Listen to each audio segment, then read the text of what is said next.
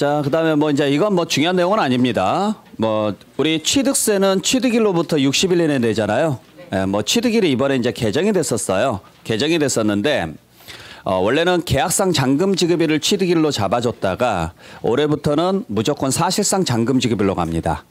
물론 사실상 잔금 지급일이 확인이 안 되면은 계약상으로 가고 뭐 계약상 잔금 지급일도 명시가 안 돼 있으면은 계약일로부터 60일이 경과된 날로 간다. 뭐 이제 이런 내용들이 올해 바뀌긴 했는데 뭐 실무상으로는 그렇게 큰 내용은 아니에요. 그냥 그런 게 있는가 보다 하시면 되고. 자, 이제 문제가 생기는 것은 지금 이게 하나 문제가 생기는데 일단 지금 조정 대상 지역이 다 풀렸죠.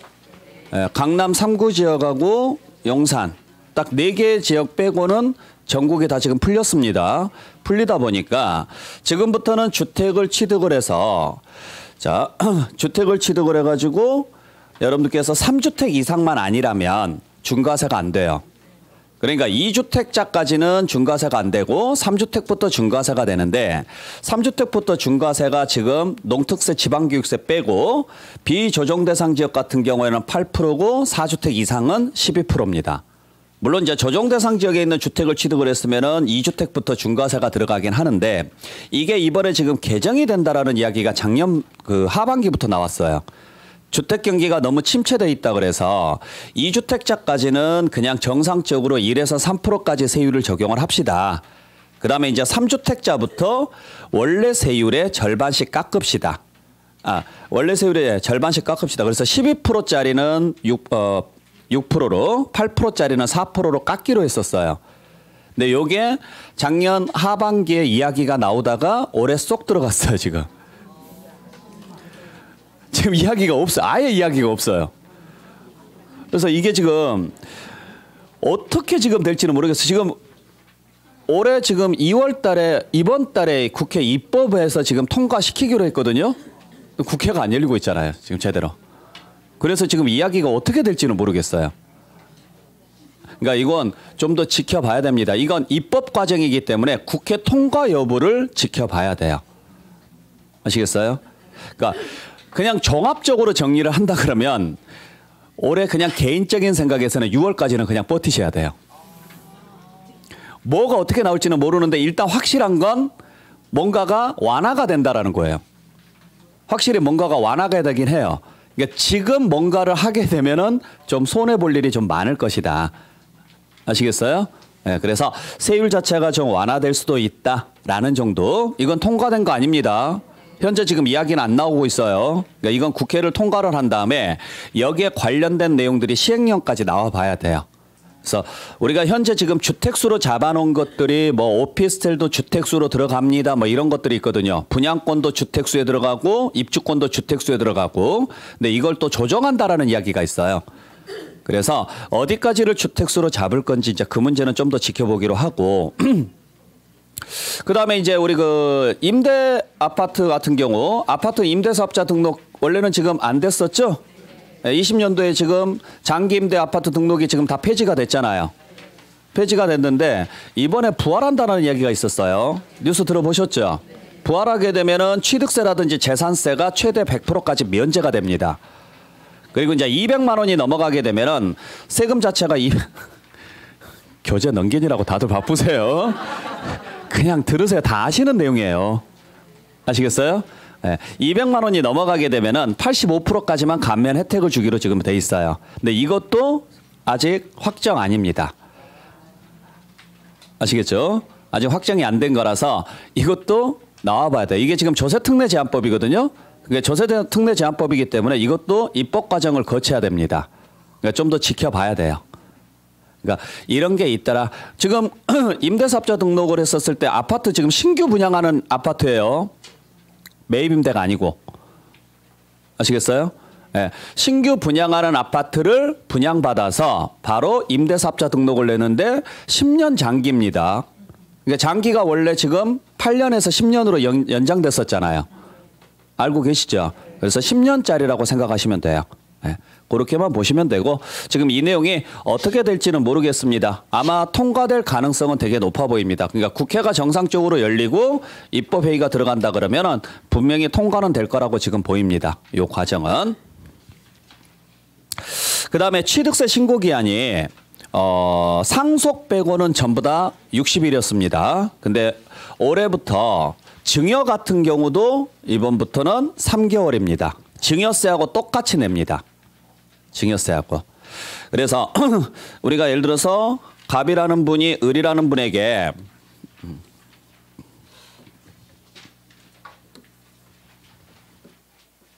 갑이라는 분이 을이라는 분에게 건물을 증여를 했다. 그러면 증여자는 세금 낼 거 있어요? 없어요? 없어요. 아시겠죠? 세금 낼 거 없습니다. 수중자만 세금을 내죠? 일단 무슨 세금을 내야 돼요? 그렇죠. 항상 취득세를 내고 그 다음에 증여세를 내는데 요 증여세가 3개월이에요.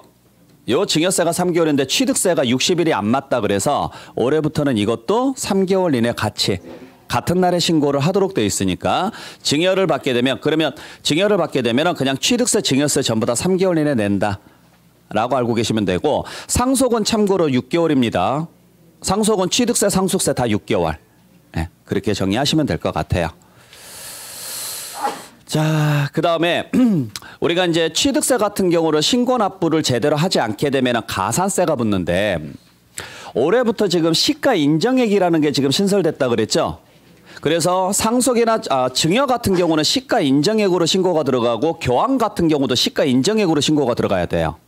근데 만약에 시가 인정액으로 신고를 했는데 다른 시가 인정액이 나올 수가 있죠. 아까 말씀드렸던 것처럼 시가 인정액이라는 것은 취득일을 기준으로 해서 전 6개월부터 후 3개월이거든요. 후 3개월. 그래서 내가 이 당시에 매매 사례가 있어서 유사 매매 사례가 있어서 이 금액으로 신고를 넣었다. 근데 이거보다 가까운 날에 매매 사례가 하나 더 뜨더라. 그러면은 매매 사례가 2개가 뜨면은요. 취득일을 기준으로 해서 가까운 날의 걸로 간다 그랬잖아요. 근데 요때 매매 사례 금액이 예를 들어서 10억인데 요때 매매 사례 금액이 11억이다. 근데 나는 이걸로 신고를 넣었다. 그러면은 과소 신고가 되죠? 네, 요런 문제점들이 생길 수가 있어서 다시 수정 신고를 하게 되면은 가산세는 부과하지 않습니다. 그러니까 항상 만약에 시가 인정액으로 신고가 들어가야 된다 그러면 취득일 후 3개월까지 유사 매매 사례가 뜨는지 안 뜨는지 보셔야 돼요. 계속 봐야 돼요. 저를 욕하지 마세요. 제가 만든 게 아니에요. 저도 죽겠어요 지금. 이게 세법을 강의하다 보면 왜 저희가 욕을 얻어먹어야 되는지 이유를 모르겠어요. 제가 입법을 하는 것도 아닌데. 감사합니다. 네.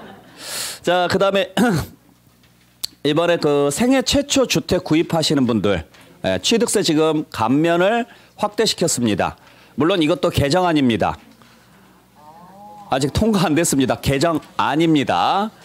안. 이것도 통과가 돼야 확실한데 이것도 거의 통과될 가능성은 높아요. 그래서 원래 생애 최초 주택 구입자에 대해서 혜택을 줬었죠. 기존에 줬던 혜택들이 있어요. 뭐 수도권은 4억 원 이하, 나머지 지역은 3억 원 이하이면서 뭐 7천만 원 이하가 돼야 되고 어쩌고 이런 것들이 있는데 이 금액이 일단 기준 금액 자체가 올랐습니다. 집값들이 많이 오르는 바람에. 그래서 수도권이고 상관없이 일단 12억 이하짜리면 다 가능합니다.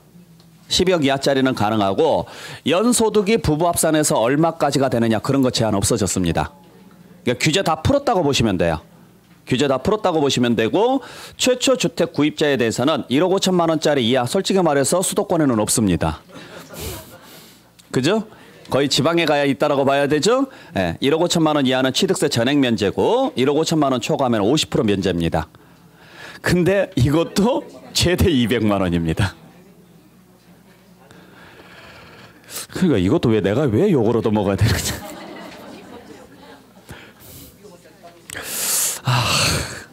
그렇대요. 네. 자, 그 다음에 우리 이제 종합부동산세로 간단하게 한번 좀 넘어가 볼게요. 이것도 그냥 들으세요. 여러분들, 교재 보지 마시고 그냥 들으세요. 자, 아마 이제 잘 아시겠지만은 이번에 이제 종합부동산세는 작년 9월부터 개정이 좀 많이 됐었어요. 그러니까 작년에 좀 개정이 중간중간에 되다가 9월 정도부터 개정이 대폭 개정이 되다가 올해 아예 확실하게 개정을 했죠. 자, 일단 가장 큰 부분은 공제 금액이 커졌죠. 12억으로. 1세대 1주택자는. 그러니까 11억에서 12억으로 늘어난 거잖아요. 그죠? 예. 그 다음에 다주택자는 9억 원까지입니다. 다주택자는. 그래서 여기서 다주택이냐 아니냐 지금 1세대 1주택을 뺀 나머지는 다 이쪽으로 들어간다라고 보시면 돼요. 무슨 말인지 아시겠어요? 그러면 예를 들어서 내가 1주택이고 내 배우자가 1주택자예요. 그러면 1세대 1주택자예요? 아니라는 거예요. 무슨 말인지 아시겠죠? 네. 그러면은 1세대 1주택자가 아니면은 2주택자일까요? 그것도 아니에요. 그냥 개인 1주택이에요. 개인 1주택. 왜냐하면 조금 이따 말씀드리겠지만은 올해 지금 세율이나 상한도 바뀌었어요. 세율이나 상한도 바뀌었는데 3주택 이상부터는 조금 세율도 상한도 인하가 됐긴 했는데 2주택 이하까지는 세율이 좀 싸요. 3주택 이상부터는 세율이 비싸요. 무슨 말인지 아시겠어요? 그러면 내가 2주택자고 내 배우자가 1주택자예요.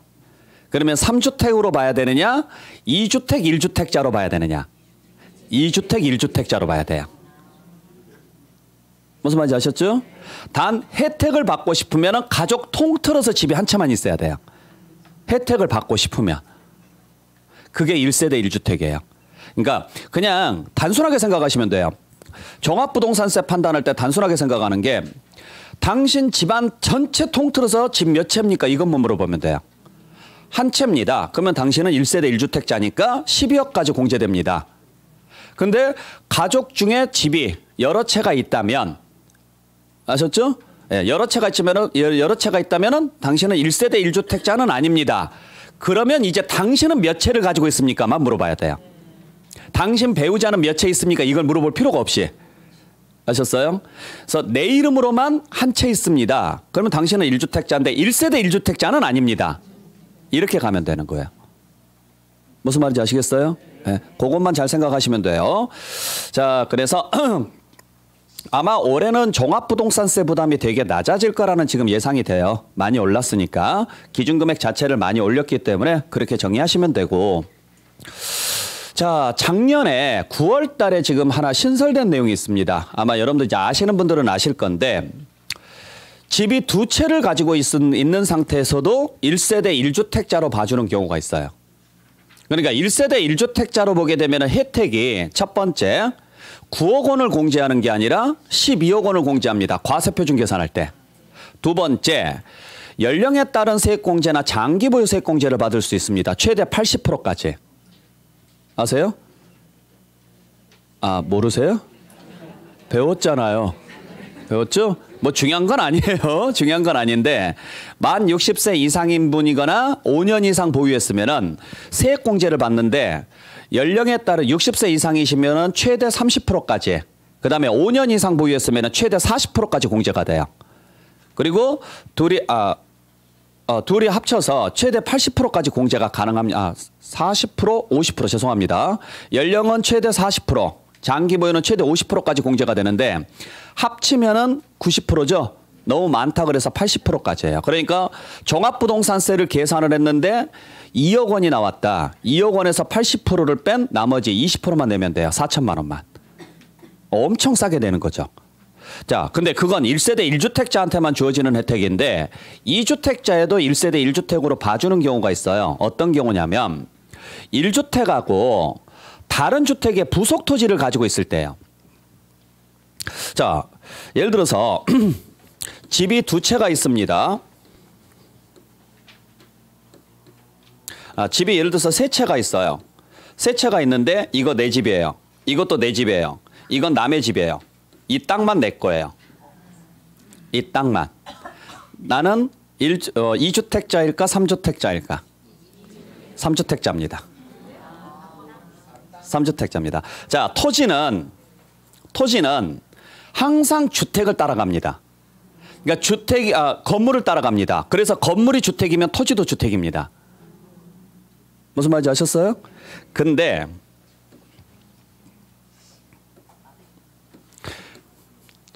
근데 예를 들어서 내가 2개만 있어요.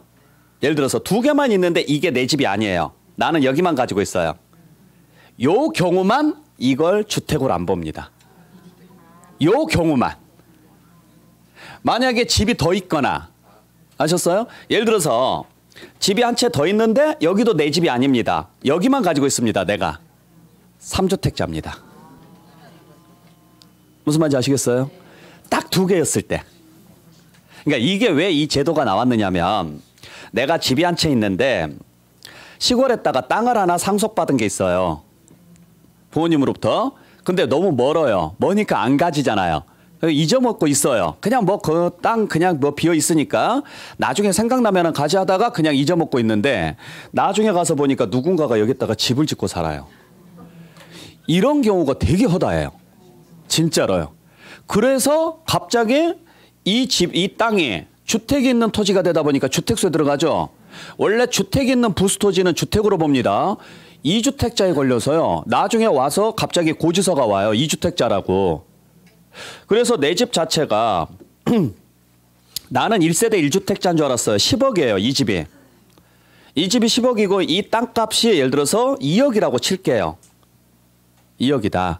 근데 나는 1세대 1주택자라고 생각을 하니까 12억이 안 넘었잖아요. 그래서 종부세 안 나올 줄 알고 있었는데 갑자기 12억에서 2주택자로 봐서 9억을 뺀 3억에 대해서 세금을 내라고 나와버린 거죠. 3억에 대해서.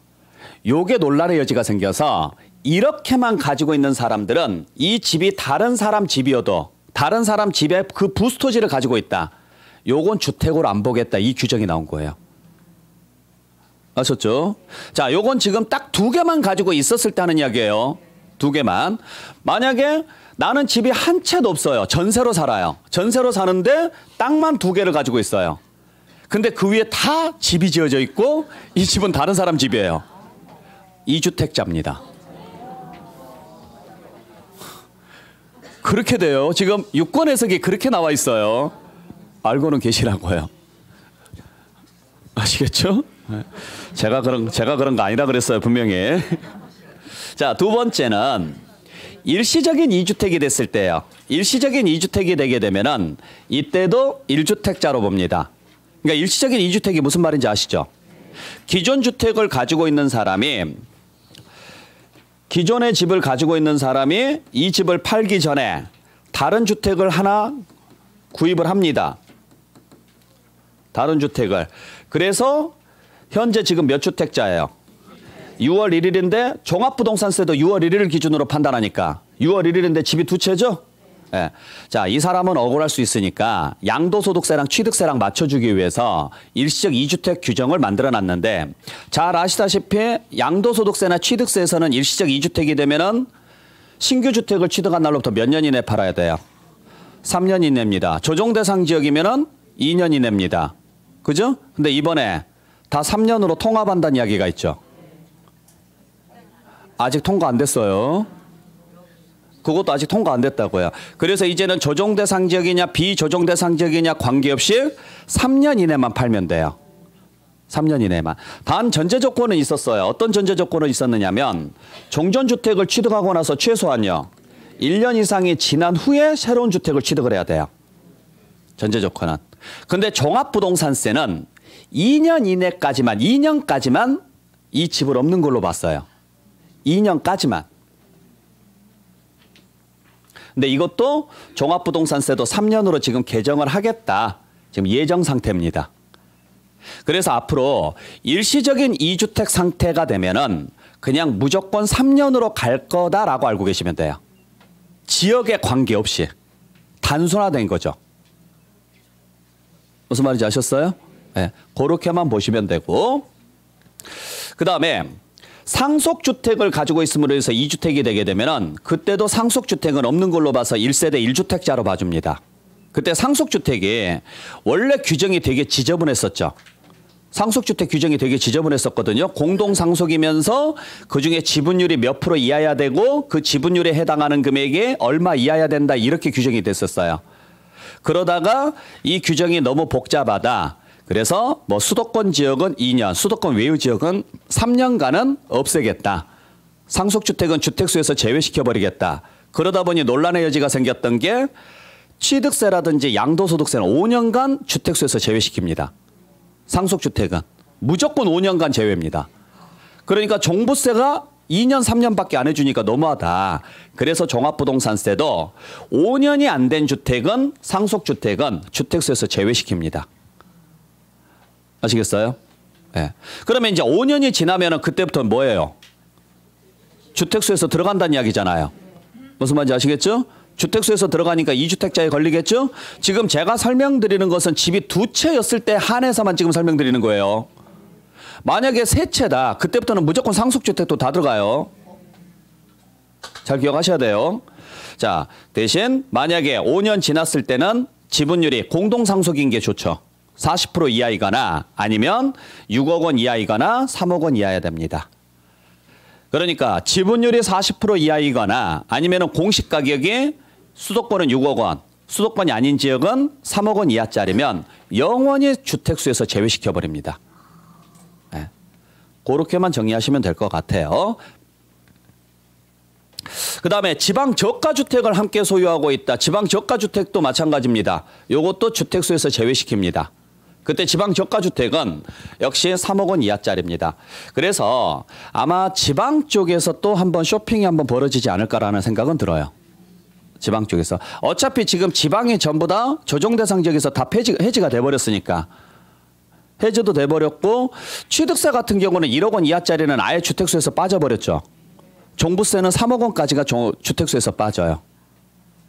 그러니까 아까 취득세 같은 경우에 지금 조정대상 지역이면 2주택부터 중과세가 되고 비조정대상 지역은 3주택부터 중과세가 되는데 그때 2주택자냐 3주택자냐 4주택자냐를 판단을 할 때 시가 표준액 1억 원 이하짜리는 아예 주택수에서 빠졌어요. 빠졌는데 종부세는 들어갔었거든요. 근데 이번에 작년 9월 달에 지금 개정이 되면서 3억 원 이하짜리는 다 빠졌습니다. 네. 그래서 만약에 지방에 여러분들께서 가지고 있는 주택이 있다. 근데 공시가격이 3억 원이 안 된다. 예, 그러면 그건 주택수에서 제외시킨다라고 보시면 돼요. 예, 그 정도 여러분들께서 정리하시면 될 것 같아요. 그리고 이렇게 해서 2주택자가 됐는데 만약에 뭐 일시적 2주택이 된다거나 또는 상속주택, 5년이 안 된 상속주택을 가지고 있다거나 또는 지방 저가주택을 가지고 있게 되면은 반드시 가서 뭐 하셔야 돼요? 신청하셔야 돼요. 자동으로 해주는 거 아니에요. 아시겠어요? 네. 그리고 한 번 신청하고 나서 변동사항이 없으면 더 이상 신청 안 해도 됩니다.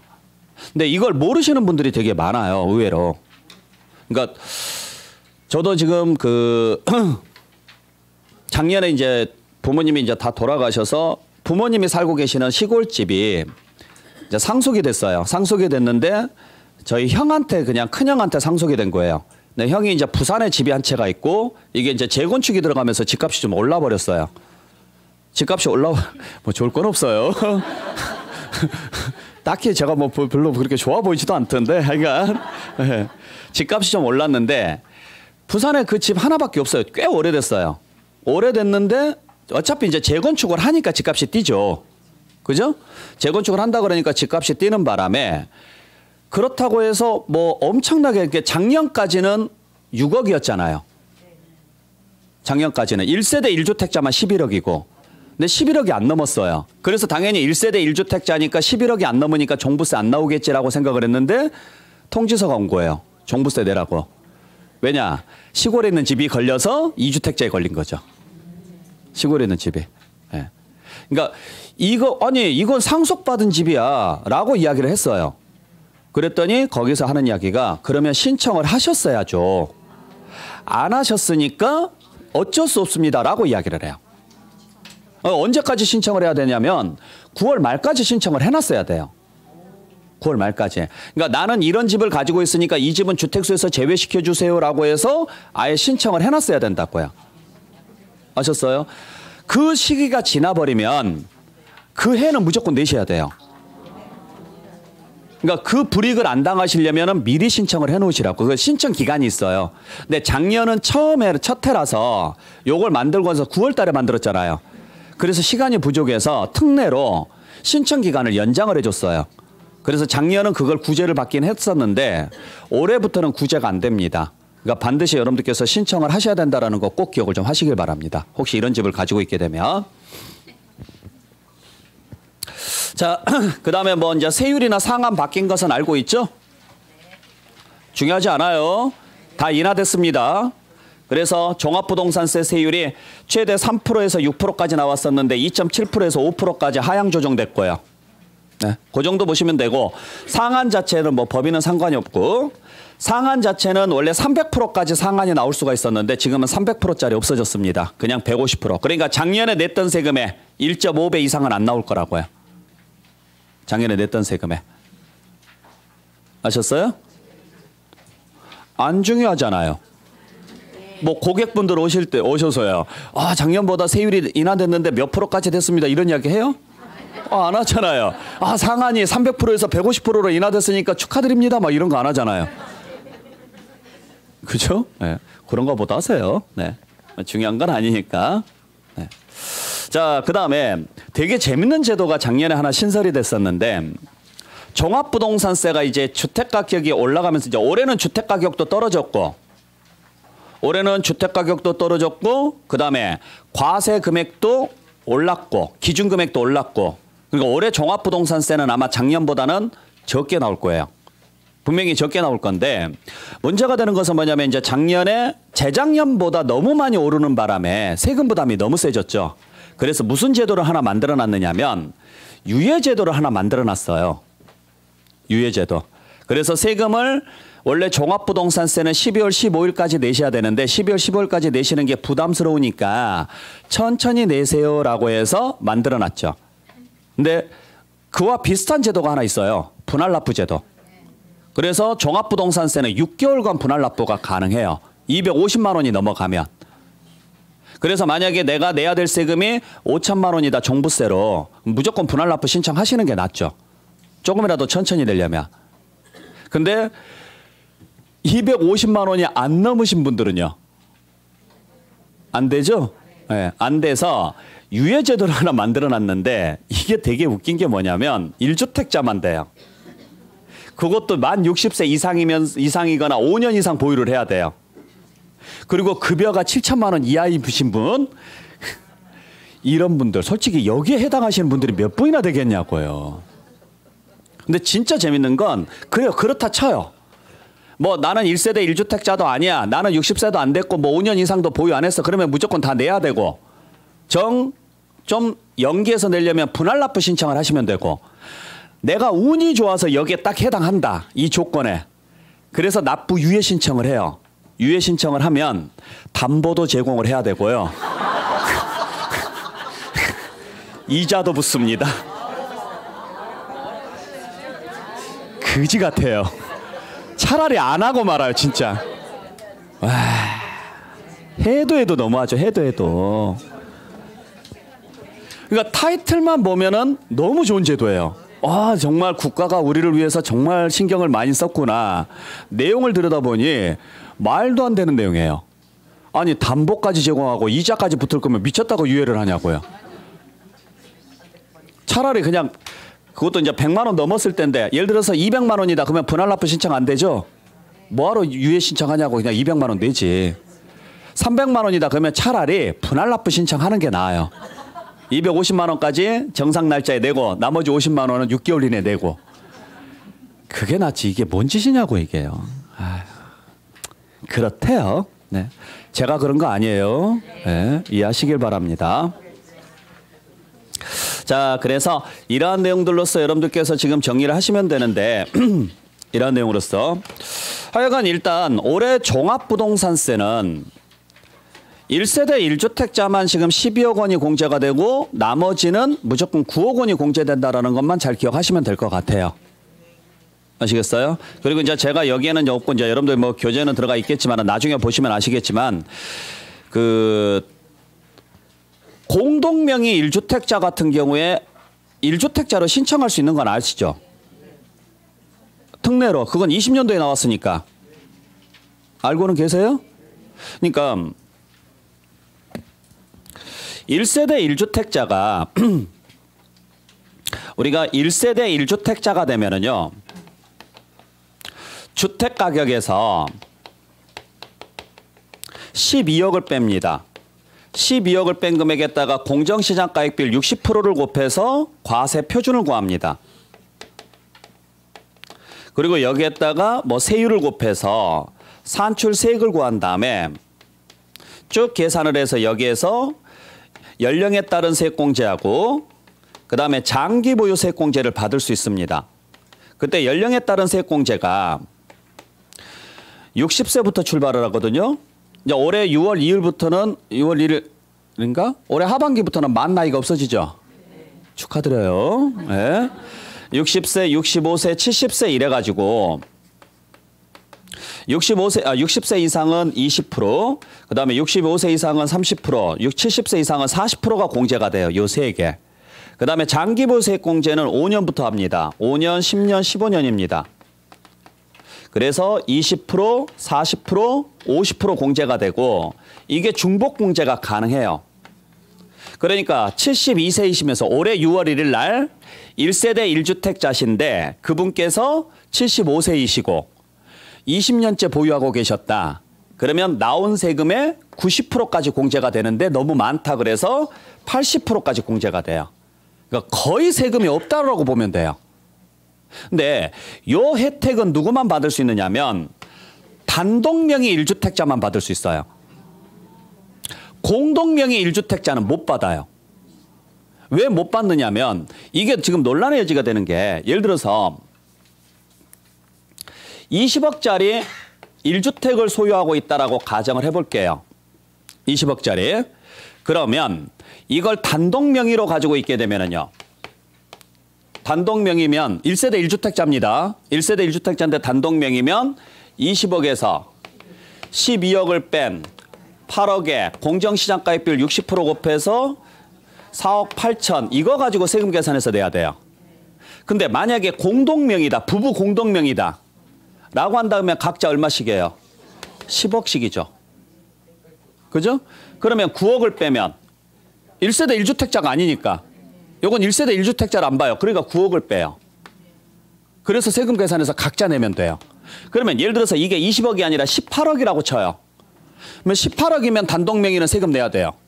공동명의는 세금 없어요. 무슨 말인지 아시겠어요? 18억이면 각자 9억씩이니까. 그러면은 당연히 부부 공동명의는 어차피 얘가 18억이면 각자 9억씩이잖아요. 그러면 세금이 없죠. 그러니까 공동명의는 굳이 12억에 대한 혜택이나 요 혜택을 줄 이유가 없는 거예요. 그러니까 세금 적게 내고 싶으면 뭐 하십시오라는 이야기예요. 공동명의 하십시오라는 이야기인데 문제가 생기는 게 이게 한 18억이나 20억이면 공동명의가 맞아요. 1세대 1주택자는. 근데 50억일 때가 이제 문제가 생겨요. 이게 자 50억이 되는 순간 단독명의면 50억에서 12억을 뺀 금액에다가 뭐 60% 곱해서 나온 금액에다가 세율 곱해가지고 얼마 나올 것이고 여기에서 최대 80%까지 공제가 되죠.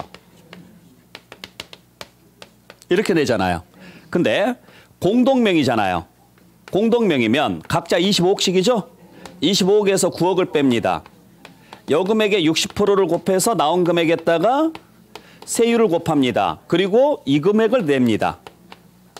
자, 그러면 요렇게 나온 금액과 이 두 사람 금액을 비교를 해봤을 때 두 사람이잖아요. 어느 게 쌀까? 이게 싸요. 왜냐면 요 혜택이 어마어마해요.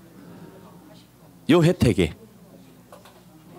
그러니까 금액이 적으면 공동명의가 맞아요. 근데 금액이 컸을 때는 문제가 생겨요. 근데 자식들 다 분가시키고 다 있는 집 없는 집 뭐 해가지고 그냥 부동산 다 정리해서 자식들 결혼시키고 분가시키고 다 주고 이제 두 분만 남으셨어요. 두 분만 남으셨는데 이제 남은 여생 우리 그동안에 고생했으니까 같이 잘 살아보자 해서 소소하게 집을 한 채 사가지고 그래도 당신 명의가 있어야 나중에 자식들한테 힘을 좀 쓰지 않겠느냐 해서 공동명의로 해줬더니 이 혜택을 못 받는 거예요. 이분들이 너무 억울한 거죠. 왜 내가 내 배우자랑 공동명의로 해놨다는 이유만으로 이 혜택을 못 받느냐. 나도 이제 나이가 있고 요즘은 100세 시대고 벌써 내 나이가 80이고 어쩌고저쩌고 이렇게 이야기를 하신 분들이 계신다고요. 그렇잖아요. 그래서 재작년부터 지금 나온 제도가 이거예요. 좋습니다. 그러면 공동명의 1주택자이신 분들은 공동명의로 한번 계산을 해보시고 단독명의라고 가정을 하고 한번 계산을 해보세요. 그런데 이쪽이 더 적게 나온다면 가만히 계시면 됩니다. 그러면 그대로 뭘로 해주겠습니다. 공동명의로 해줄 건데 만약에 이게 더 너무 세다. 나는 이렇게 가는 게 훨씬 더 유리할 것 같다. 그러면 단독명의로 신청하셔야 돼요. 이것도 신청하셔야 돼요. 9월 말까지. 하여간 종합부동산세는 뭘 신청을 하든지 간에 무조건 9월 말까지 신청을 해놔야 돼요. 무슨 말인지 아셨죠? 그러면은 이제 둘 중에 한 사람을 정하도록 돼 있어요. 한 사람 명의인 것처럼 정하도록 돼 있는데 당연히 공제 금액이 많으신 분의 명의로 가는 게 낫겠죠. 그러니까 연령이 높으신 분 이런 식으로 해서 그렇게 갈 수 있다라는 거. 근데 이제 이걸 만들어 놓고 보니까 또 문제가 생기는 게 자 그러면 공동명의 1주택자는 단독명의 1주택자로 전환할 수 있잖아요. 반대로 단독명의 1주택자가 공동명의로 전환할 수 있게끔 해줘야 될 거 아니에요. 그건 또 없어요. 그러니까 아까 18억짜리가 문제가 생기는 거죠. 18억짜리인데 배우자가 안 계세요. 그래서 나 혼자 명의로 돼 있어요. 물론 이제 계셔도 상관은 없고 하여간 나 혼자 명의로 돼 있는데 단독명의 1주택자가 되니까 12억을 뺀 나머지 금액에 대해서 세금을 내야 돼요. 공동명의였으면 세금이 없는데 요건 또 전환이 안 돼요. 그러니까요. 해줘야죠. 그지 같아요. 하여간 법이 그래요. 네. 제가 그런 거 아니라 그랬어요. 분명히 말씀드렸습니다. 네. 자, 그래서 이 정도 보시면 되고, 그 다음에 이제 올해 임대소득세에서도 하나 개정이 된 게 하나 있어요. 임대소득세에서 여러분들 잘 아시다시피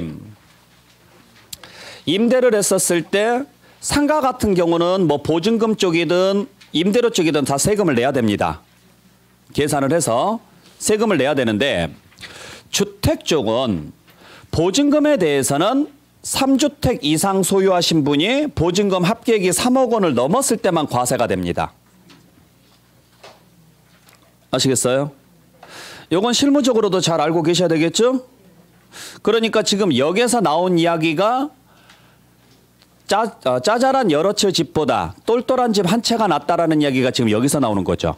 그러니까 2주택자까지는 보증금을 얼마를 받든지 간에 세금 없습니다. 아셨어요? 그래서 내가 예를 들어서 집이 두 채가 있는데 두 채를 다 전세를 냈어요. 그러면 올 보증금만 받은 거죠? 그래서 전세를 냈는데 각자 50억씩 받았어요. 전세 보증금으로. 그러면 총 100억을 받았죠? 그리고 나는 그 돈을 들고 원룸에서 그냥 혼자 월세로 삽니다. 그럴 수 있잖아요. 나는 빨리 돈 벌어가지고 은퇴하고 싶어 이럴 수 있죠. 그래서 지금 가지고 있는 내 집 가지고 나는 수익 사업을 할 거야. 나는 혼자 사니까 그냥 조그마한 집에서 나 혼자 살아도 돼. 라고 해서 사시는 분도 계세요. 그러면은 본인 집은 두 채죠. 보증금으로 100억을 받아도 세금 없다고요. 아셨어요? 근데 내 집이 5개예요. 내 집이 5개인데 하나는 내가 살고 있고 나머지 4개를 전세 1억씩 냈어요. 그러면 나는 5주택자고 1억씩 냈으니까 4억이죠? 세금 내야 돼요. 무슨 말인지 아셨어요? 보증금에 대해서는 그렇게 간다고요. 대신 월세 쪽은 무조건 세금을 내는데 1주택자는 세금 없습니다. 그러니까 1주택자라는 것은 방금 말씀드렸던 것처럼 내가 집에 한 채 있으면서 나는 다른 데 가서 새로 살고 요 집을 전세나 월세로 내는 거죠. 그때 전세는 어차피 세금이 없으니까 상관이 없는데 월세는요. 세금을 내야 돼요. 근데 1주택자는 비과세 혜택을 준다고요. 근데 그게 고가주택이면 과세입니다. 근데 여러분들 고가주택이 얼마짜리 주택인지 아세요? 원래 9억이었어요. 9억이었는데 올해 이것도 12억으로 바뀐 거죠. 이것도 기준시가 12억. 아시겠죠? 그래서 기준시가 12억으로 바뀌었으니까 이제 고가주택은 양도소득세도 12억이고요. 임대에서도 12억이라고 알고 계시면 돼요. 대신 양도소득세는 실거래가로 따져서 12억인 거고 임대에서는 기준시가로 따져서 12억인 거고 임대에서는. 그래서 이러한 내용으로서 여러분들 보시면 되고 자 참고로 예를 들어서 내가 3주택 이상이다. 3주택 이상인데 보증금 월세 쪽은 어차피 세금을 내야 된다고 치고 그러면 월세를 적게 받고 보증금을 많이 받으면 되잖아요. 그죠? 근데 보증금을 받았을 때 3억 원이 넘어가면 세금을 낸다 그랬잖아요. 이때 보증금에 대한 간주임대료가 어떻게 계산이 되느냐면 이거 그냥 참고로 들으세요. 보증금에 대한 간주임대료가 보증금 합계액에서 3억 원을 뺍니다. 여기에 365분의 임대일수를 곱한 다음에 정기예금 이자율을 곱합니다. 여기에 60%를 한 다음에 금융수익을 뺍니다. 아니요. 지금 이 계산식이 중요한 게 아니라 제가 드리고 싶은 말씀이 있어서 그래요. 자, 그러면 보증금을 13억이라고 잡아볼게요. 그러면 3억을 빼니까 10억 남고 1년 내내 임대했다고 칠게요. 뭐 365분에 365죠? 그러면 그대로 10억이고 여기서 이자율은 기획재정부령이 정하는 이자율이거든요. 현행 2.1%인데 그냥 계산상 2%로 잡을게요. 좀 넉넉히 3% 잡을게요. 넉넉히. 아셨어요? 그러면은 3천만 원 나오죠? 여기에 60%니까요. 368, 1,800입니다. 수익 금액으로 1,800만 원 잡힌다고요. 수익 금액으로. 많이 잡혀요? 13억이나 받았는데? 그러니까 이걸 오해하시는 분들이 가끔 오해하시는 분들이 3억 넘어가면 세금 나옵니다. 그러니까 그래 3억을 뺀 그러면 10억에 대해서 세금을 내는구나. 이렇게 오해하시는 분들이 있어요. 10억에 대해서 내는 게 아니라 그 3억 초과하는 부분을 가지고 계산해서 나온 금액 가지고 세금을 낸다고요. 그러면 예를 들어서 내가 보증금으로 지금 13억을 받았어요. 이걸로 계산하니까 지금 1,800이 나온 거예요. 그 다음에 월세로 100만 원을 받았다고 쳐요. 1년 내내 임대했으면 1,200입니다. 됐나요? 근데 내가 1주택자예요. 1주택자. 그러면 이거 세금 없고 이것도 세금 없어요. 비과세니까. 근데 내가 고가주택이에요. 12억이 넘는 집이에요. 그러면 얘는 세금 없고 얘만 세금 내면 돼요. 얘만. 자, 근데 내가 2주택자입니다. 2주택자입니다. 그러면 여기 세금 없고 여기만 내면 됩니다. 내가 3주택자입니다. 그러면 얘랑 합쳐서 3천만 원을 가지고 세금 계산해서 내야 됩니다. 그러면은 월세가 없다면 여기까지는 세금이 없다는 소리죠. 월세만 없다면. 무슨 말인지 아셨죠? 자, 근데 3주택부터는 세금을 내야죠. 그죠? 세금을 내야 되는데 분리과세 선택이 가능해요. 2천만 원 이하면. 그러면 2천만 원 이하면 분리과세 선택이 가능하거든요. 그러니까 분리과세를 선택할 수 있어요. 분리과세를 선택을 하게 되면 수익금액에서 60%를 비용 처리해줘요. 그리고 다른 소득금액이 없으면 추가로 400만 원을 공제를 해줍니다. 그럼 생각해 보세요. 1,800이라고 가정을 해볼게요. 자, 1,800원을 수입으로 지금 잡았고 60%를 공제하니까 나머지 40%만 남죠. 그러면 48에 32, 720만 원 남네요. 그죠? 거기서 400 빼고 나면 320만 원 남네요. 여기에 6% 계산하면 이 정도는 내도 되잖아요. 안 낼 거예요? 내도 되죠? 네. 그래서 여러분들 그 실무에서 예를 들어서 전세로 낸다라고 가정을 했었을 때 월세 빼고 전세로만 낸다라고 가정을 했을 때 2주택자까지는 소득세 없습니다라고 해버리시면 되고 3주택 이상부터는 여기서 3주택이라는 것은 본인 것만 이야기할까요? 배우자 합칠까요? 본인 것만. 본인 것만. 배우자 합치지 배우자 합쳐야 돼요. 죄송합니다. 가족을 합치는 게 아니고 가족을 합치는 게 아니라 배우자까지만 합쳐서 죄송합니다. 아시겠죠? 네, 그렇게 정리하시면 되는데 그러면은 3억 원이 넘어가면은 세금이 나온다고 하는데 어떻게 할까요? 라고 물어보시는 분들이 계세요. 그냥 13억까지는 내세요라고 하세요. 분리과세 신청하시면 됩니다. 분리과세 신청을 하시고 그 분리과세 신청하는 거 그냥 세무사나 법무사한테 맡기면 알아서 잘 해줘요. 그러니까 홈택스 들어가면 임대소득 부분은 따로 신고서를 작성을 해요. 그리고 거기에 보면 분리과세를 선택할 건지 말 건지를 체크하는 칸이 있어요. 그것만 체크하시면 돼요. 세금 한 2, 3만 원밖에 안 나와요. 그냥 그 정도 내고 끝내시라고요. 아셨어요? 대신 월세로 받은 부분에 대해서는 그 월세 받은 금액 전체가 다 수입으로 잡히니까 좀 부담이 될 거라고 생각을 하시면 돼요. 이해되셨나요? 네. 그러니까 본인이 잘 생각을 하셔야 돼요. 본인이. 그래서 나는 지금까지 부동산을 임대를 해서 단 한 번도 세금 신고한 적 없습니다. 근데 이거 뭐 괜찮을까요? 라고 물어보시는 분들이 계시는데 부동산을 임대를 했을 때 임대사업자 등록을 내든 안 내든 상관없이 무조건 신고하셔야 돼요. 세금 내셔야 되고. 아셨죠? 지금까지 안 냈다라는 이야기는 그냥 운이 좋았을 뿐이에요. 그러면은 지금까지 안 나왔으니까 앞으로도 안 나오겠죠. 저는 내본 적도 없고 내 주변에서도 낸 사람 거의 없어요. 뭐 신고한 사람도 별로 없고요. 라고 이야기하시는 분들 계시는데 그거 걸리면 7년치 그냥 한꺼번에 몰아서 나온다고 생각하시면 돼요. 세무서가 몰라서 안 잡는 게 아니에요. 그냥 귀찮아서 놔둔 거예요. 나중에 한번 그냥 열받으면 싹 다 잡아드리겠습니다. 지금 그런 구조예요. 아셨나요? 여러분들 이제 요즘은 옛날에는 그런 것들이 가능했는데 요즘은 거의 불가능한 이유가 뭐냐면 요즘은 보험사랑 금융기관이랑 세무서가요. 다 전산망이 통합돼 있어요. 그러면 여러분들한테 달달이 얼마씩 들어오는 돈들이 있을 거 아니에요. 통장으로. 그죠? 그게 계속 들어오면 그거 전산으로 다 뜹니다. 나중에 이 돈이 무슨 돈이냐고 물어봐요. 나중에 가서. 아니 당신 통장으로 거의 매달 100만 원씩 이렇게 꼬박꼬박 들어오는데 이거 누구한테 받은 돈입니까? 무슨 돈으로 받았습니까? 아, 내 자녀한테 용돈 받았습니다. 근데 자녀 명의가 아닌데요? 입금자가? 이러면 이제 이야기가 복잡해지죠. 그죠? 그 다음에 등기부상으로 나와 있는 재산이 분명히 있는데 주택이 세 채 있는데 임대사업자 등록을 안 했다? 그럼 도대체 세 채 뭐 하고 있냐 이거죠. 한 채는 본인이 살고 있다고 쳐요. 나머지 두 채 뭐 하고 있습니까? 물어봐요. 야, 그게 곧 돌아와요. 지금 전산 시스템 다 통합돼 있거든요.